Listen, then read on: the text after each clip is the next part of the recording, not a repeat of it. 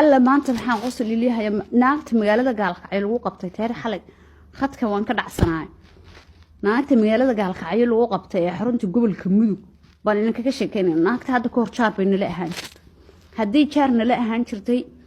gabdho aan saaxiib ahayn bay guriga la deganaan jirtay haddii la deganaan jirtay waxaa la yiri naagta waxaa la oran jiray deeqo xaafadda markaas naag ahaan ba ku deganeed naag ahaan markay ku deeqa la oran jiray naagtani waxay xiran jirtay goonooyin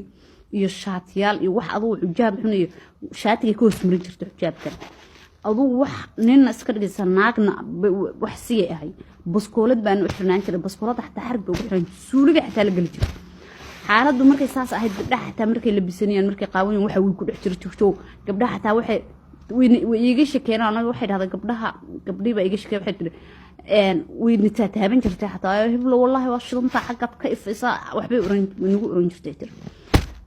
sidii haday ku deganeyd maalintii dambe oo naagta ay naagtahay gaari bay wadan jirtay marketu ah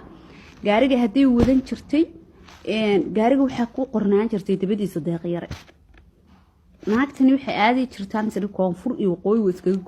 iskaga gooshi jirtay koonfurtana way tagi jirtay oo dhanka baraxley ah waqooyigana tagi jirtay dhanka Puntland ah iyo dhanka galmudug aduu saas haday naagta ay naagtuna way qayli jirtaan isna aduu kulli naagtan hadaan markii dambe fiirinay arrimaheedu ma yareen aduu naagta haday saas ahayn maalintii dambe waxay maatay gabdhii waxay ku dhahdeen waxa soo socda gabar walaalkee qabo baa soo socota oo dumaashi aan oo ahay oo cunug wadata soo socotay gabdhii ku wargelisay mugta okay hameenkii galabkii gabadhii markay keentay cunug bay wadataa gabadhu cashay doontay naagta deeqal dhahay cashay doontay naagta deeqal dhahay haday casho doontay waaba gabadhii oo warantoo tiri naa walaala la iswareysto tiri ma yaanay ninkan baa qaba deeq yaraan la dhahaa